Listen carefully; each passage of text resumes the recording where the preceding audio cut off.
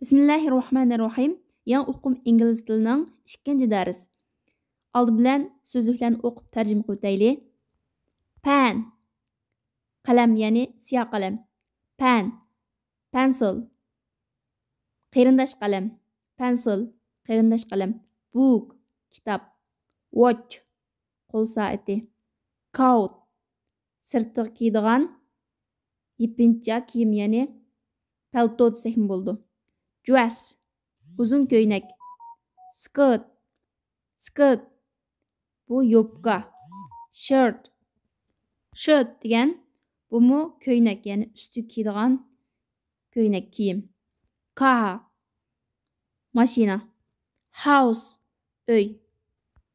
İkinci dərsdəki cümlə qurulması bolsa, bu sizning falani narsangizmi deb so'ramoqchi bo'lsak, is this your something? Ya'ni bir narsa, bir shayning ismini qo'ysaqlam, o'zimiz so'ramoqchi bo'lgan narsaning ismini qo'ysak, bu sizning falan narsangizmi bo'ladi. Masalan, rasmdagidek, is this your pen? Bu sizning qalamingizmi? Is this your pencil? Bu sizning qarindosh qalamingizmi? Is this your book? Bu sizning kitobingizmi? Is this your watch? Bu sizning soatingizmi? Is this your coat? Bu sizning paltoringizmi? Is this your dress? Bu sizning ko'ylagingizmi? Is this your skirt? Bu sizning yubkangizmi? Is this your shirt? Bu sizning ko'ylagingizmi? Is this your car? Bu sizning mashinangizmi? Is this your house? Bu sizning uyingizmi degandek. Hamda 3-dars. Lesson 3. Oldi bilan yangi so'zliklarni o'qib tarjima qilib Umbrella, kunlik. Please, marhamat, xafa bo'lmasangiz degandek gaplar. Hurmat so'zi ya'ni.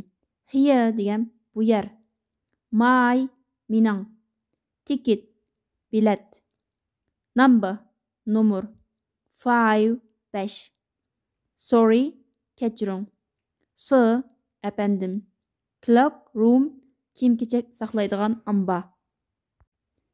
Tekstni anglayli, ondan tarjima qilamiz. My coat and my umbrella, please. Here is my ticket. Thank you, sir. Number 5. Here's your umbrella and your coat. This is not my umbrella. Sorry, sir. Is this your umbrella? No, it isn't. Is this it? Yes, it is. Thank you very much. Tekstni o'qib tarjima qilib My coat and my umbrella, please. Mening chapinim bilan, ya'ni paltoram bilan kunligimni epagan bo'lsangiz, xafa bo'lmay. Please degan xafa bo'lmay degandek hurmat so'zi. Here is my ticket. Mening biletim mana. Bu bir jumla shakli. Ya'ni here is deb bir narsani keyiniga qo'shsak, shu narsa bu yerda mana deganni bildiradi. Thank you, sir. Rahmat sizga efendim.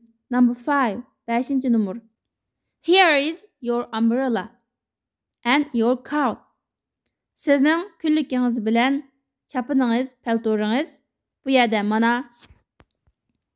This is not my umbrella. Bu mening kunligim emas.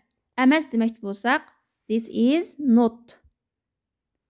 Isning keyiniga notni qo'shsak bo'ladi. Sorry, sir. Apamang efendim. Is this your umbrella? Bu sizning kunligingizmi? No, it isn't. U emas. Isn't degani is not degani. It is not my umbrella demoqchi ya'ni. Is this it? U bumu? Yes, it is. Shundaq. U mushukan. It degan ashu kunlikni ko'rsatadi. Thank you very much. Sizga ko'p rahmat. 2-darsda is this your something? Bu sizning falan narsangizmi degan jumla shaklini o'rgandik. 3-darsda here is something. Ya'ni falani narsa bu yerda. Here is debla bir narsaning ismini qo'ysak, Bu narsa mana, bu yerda, mana eling degandek ma'nolarni bildirdi. 3-darsning tekstini yana bir qatim anglab o'taylik. My coat and my umbrella, please.